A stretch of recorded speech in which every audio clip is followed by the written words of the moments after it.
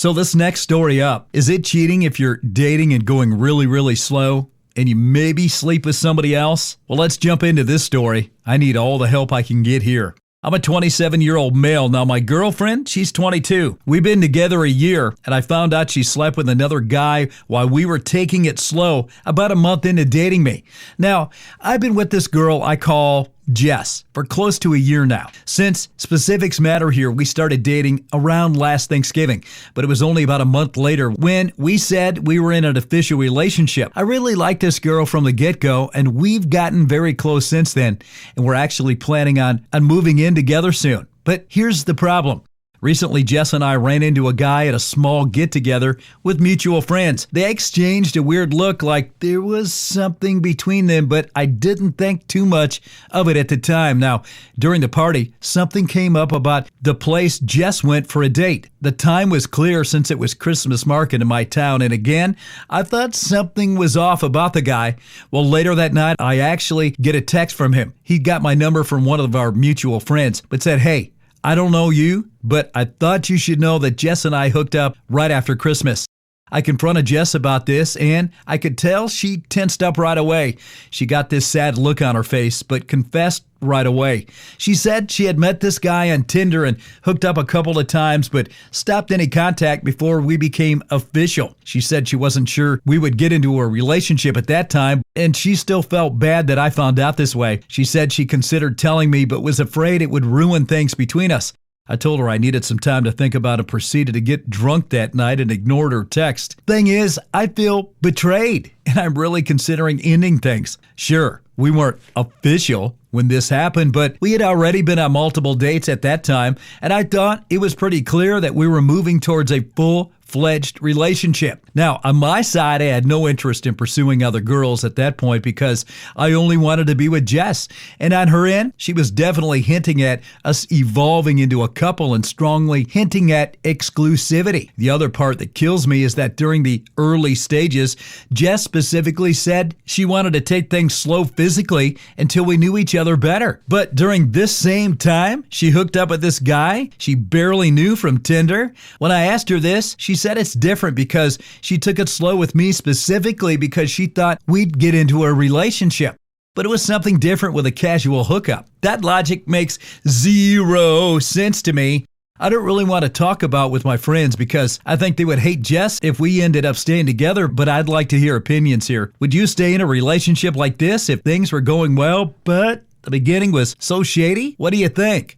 Update. Now remember, I'm the 27-year-old male and my girlfriend, she's 22. And we've been together a year, but I found out she slept with another guy while we were taking it slow a month into dating. I broke up with her. As the title says, I decided to break up with Jess. I kept going back and forth because I was worried I was throwing away a great thing over something that happened in the past. But the problem is, I thought I really wouldn't be able to get past it. I can't help what she did. It was really crappy. And yes, I know that technically she did not cheat, but she knew I wanted a real relationship and that we were potentially moving in that direction.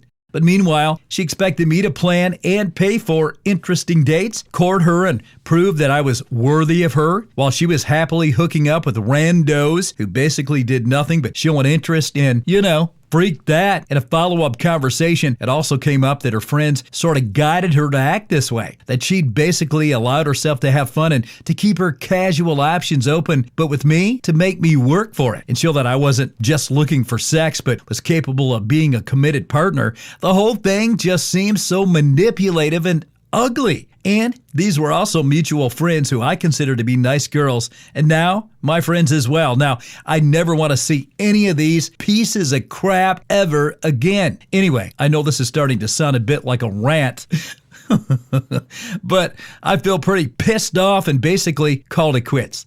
The actual breakup was actually quite unpleasant. No harsh words were exchanged, but Jess cried and we kind of talked about some happy times. I guess that's the hardest part of this. I don't think she's a bad girl, and maybe we could have had a nice future together like I did over the past few months, but in the end, I do think I made the right decision. I mean, I want to be with someone who treats me well from the get-go, Not someone who manipulates me while playing games just so she can have her cake and eat it too.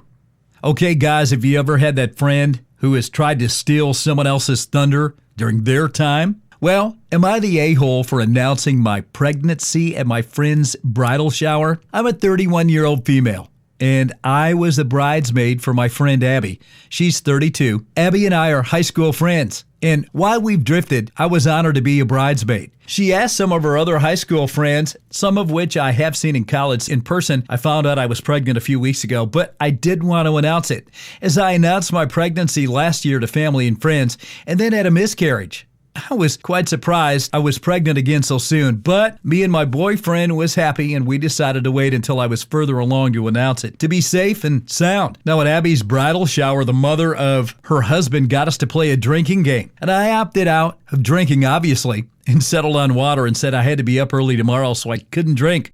I thought it was fine until halfway through. My high school friend Jane was quite tipsy and offered me a shot, and I said, no, I really can't. She pestered me, kept pestering me. And I said that she would personally wake me up early tomorrow, so it would be fine. But I insisted no. She then asked if I was pregnant, and I got flustered and said no, but she caught me and said I was a bad liar. She was quite loud and congratulated me and told everyone I was pregnant. I felt uncomfortable as I didn't want to disclose this, and it was Abby's day, not mine. Everyone congratulated me there, and I brushed it off thinking people were quite tipsy, so they'd probably not even remember tomorrow morning. I wasn't having that much fun as everyone else was drinking, so I opted to leave first and thought it was all fine. I got a text today, 2 days later, from Abby saying she was upset that I announced my pregnancy at her bridal shower.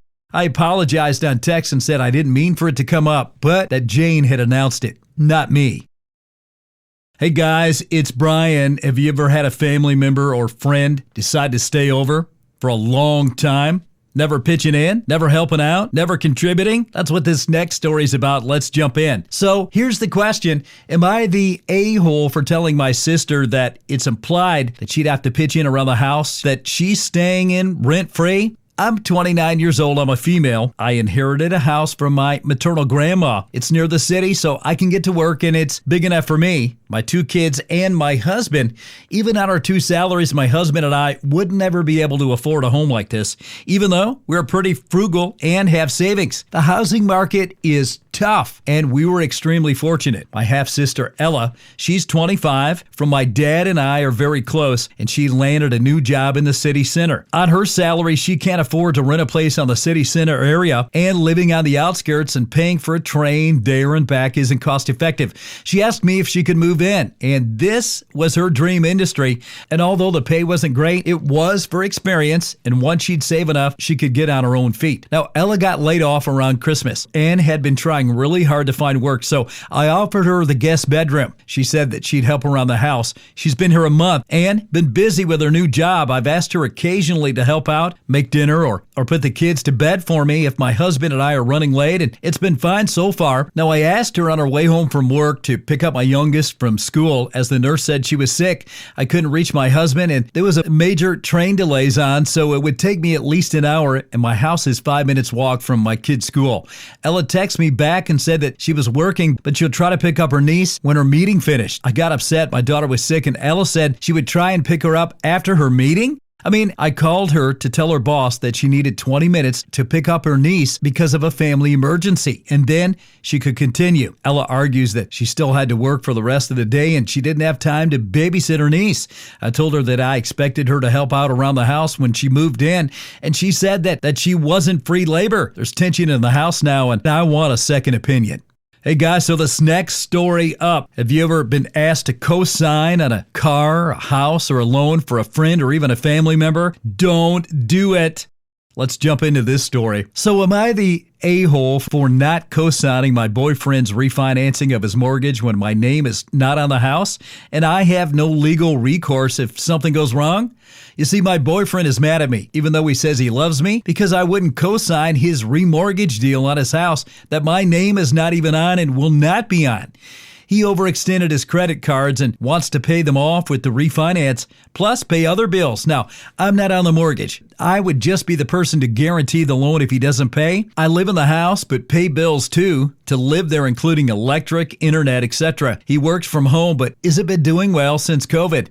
He said he would get a job outside the house, but hasn't. He blames me for his financial situations because in his mind, I have caused this by not incurring his mortgage debt. Am I really the a-hole here?